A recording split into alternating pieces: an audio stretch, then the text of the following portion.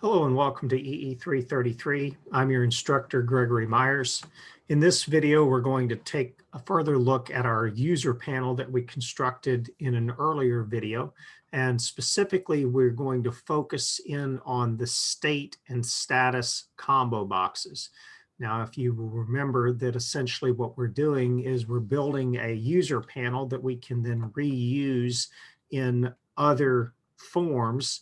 And the point is that this user panel will essentially wrap around our user class. And our user class has two fields, a state that is a string that should be able to be pre-populated then from a set of existing states. In this case, we're going to use the states of the United States, but also then is going to leverage a combo box that will be pulled from the status enum. Now, we could have hard-coded this via the GUI when we created these combo boxes, but then if we add an additional enumerator, or if we, for instance, use this application in another region of the world, you would like the ability then to be able to dynamically update the states as well as being able to dynamically update the status. And so what we're going to do is we're going to focus in on how can we populate these combo boxes with all of the options. Now note, we are not looking at the specific option associated with a particular user, but rather how do we provide all of the options to the state and to the status pop-up menus. And so to begin with, we're going to take a look at the source. We're going to essentially modify those components programmatically. We're going to go to the constructor of the user panel, and we're going to add code after the initialization of the components. Now, a couple things that I've done here to begin with. I have added our states.txt. I've added it in the root of our user driver project. For right now, that will be adequate. And if you want a quick reminder, it's basically the two-letter abbreviations of each one of the states. And then the other quick reminder is that in the user.java, all the way down at the bottom is our status enum. And so that's what we're going to be using as the source. Now, we've opened a file before in an earlier video, but we want to go briefly through the steps again and be reminded of the fact that we're actually going to use three different objects: a file object, a file reader object, and a buffered reader object. We want to first declare those at the top of our constructor here. So java.io.file. And we're just going to call this one input file. The idea is that it's going to be the one that's going to be leveraging the states.txt. We could technically go ahead and initialize this, but rather what I'd like to do is I'll do all of these inside of our try catch. In this case, then we're going to have a java.io.file reader, and that is just simply going to be our input file reader, once again declared but not initialized, and then java.io.buffered reader, which just simply then allows for us to read in small portions of the file at a time instead of the entire file. And this will be our input buffered reader, once again declared but not initialized. And we're also going to need a couple of temporary variables. One is going to be the line or a particular line in our file. It's just going to be a string. We can go ahead and initialize this to an empty string, an empty temp string, although we don't technically need to.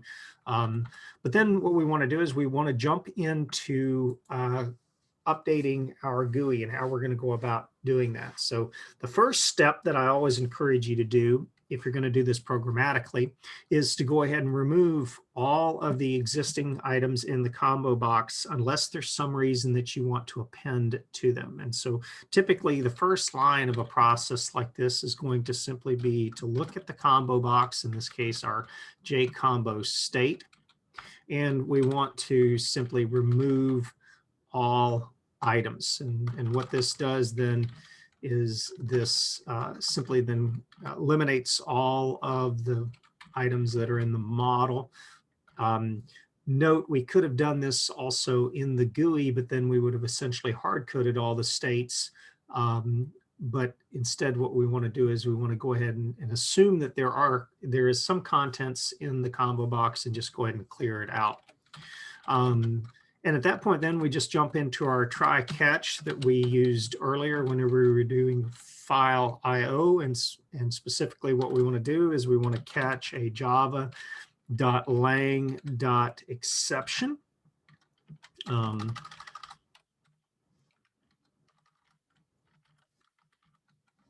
And it's going to be, we're going to use EX for the variable.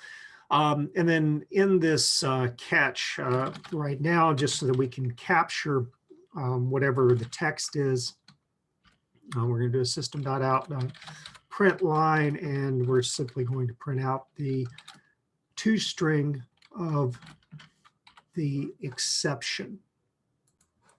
Okay, in the try branch here, we want to go ahead and initialize our file. So we say input file is equal to new java.io.file. And specifically, we are interested in our states.txt. This would be a great place then to do something like a exists. So in other words, we say if our input file dot exists equal to true, then we want to do something with it. Else, we at least want to write some sort of warning. In this case, we're going to do it to the console or a message box. Either is fine, but we're going to put a error, no states txt provided.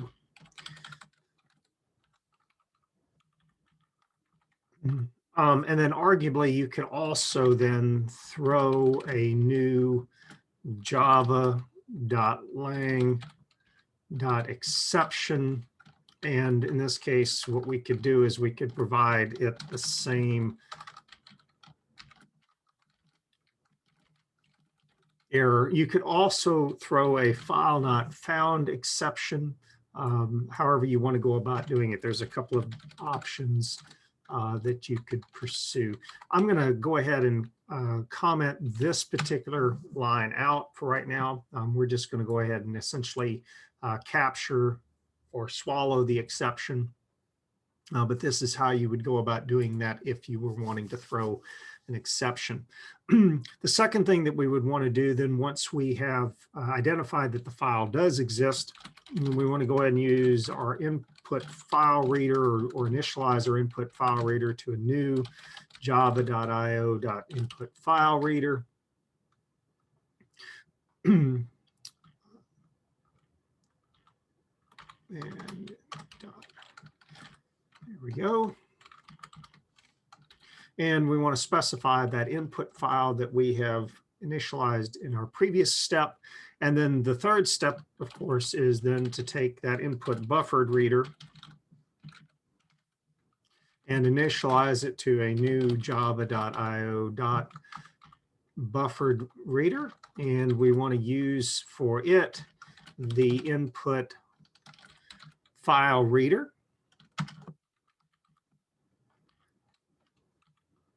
And since we are simply reading the file, then we don't necessarily have to worry about, since we've checked already the file exists, we aren't creating or appending or anything like that. So there's no additional argument that's needed for this. Instead, what we want to do is we want to simply jump straight into a while loop that will use the function, the readline function from the input file reader to read out a line each line of the input file. If you want a brief reminder of what that file looks like, that's that states.txt. And so what we want to do is we want to use that input buffer reader, the read line capabilities there. And we want to continue to do so while it is not equal to null, null indicating that there is the end of line. And then what we do here is we simply just add to the JCombo state using the add item method, the particular line. So it's pretty straightforward there. Okay, once again, assuming that the file exists and that each one of the states are on an individual line. All right, note a little typo up here. I have a lowercase l that needs to be uppercase. All right, so let's go ahead and build this real quick. Let's see here, we don't have any errors. And now what we can do is we can simply run our user frame.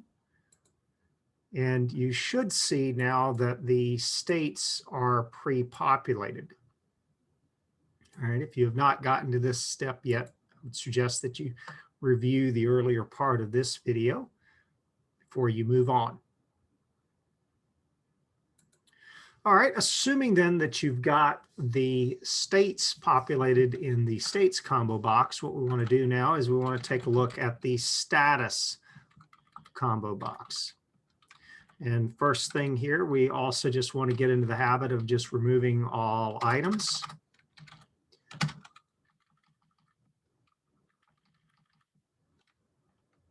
And then this one's a little bit different because we're not opening or a file. By the way, a little minor note here in the earlier part.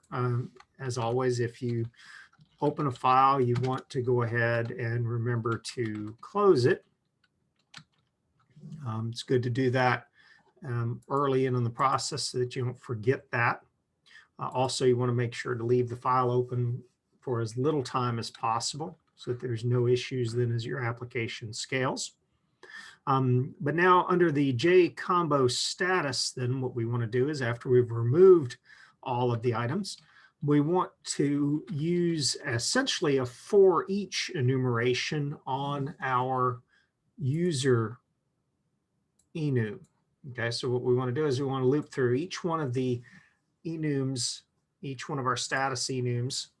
And so to do that, we use a slightly different syntax than we do with the indexing. We start off by declaring a temporary iteration variable of type status. Okay, so it's of our status enum, but we say for each status in EE333.status dot, and then we have a method that allows for us then to get all of the values in the enum status. So this essentially returns a collection of all of the enums, which then we can loop through one at a time. And then what we will do is we will simply say this dot JCombo status. Much like we did earlier, we want to add the item. The item is going to be a string. And so what we want to do is we want to take the individual status and we simply want to convert it to a string, much like we did when we were exporting it. And so believe it or not, these 4 lines of code then are all that are needed to then convert this enum status into a collection of strings that can get added to your pop-up menu. All right, so let's go ahead and save this one. Let's go ahead and run this file. And you should now see that you have both of your combo boxes populated, in particular the second one now, where we have active, inactive, unknown, and incomplete in the order in which they exist in the enum status. Hopefully you found this video helpful. As always, if you have any questions, don't hesitate to email me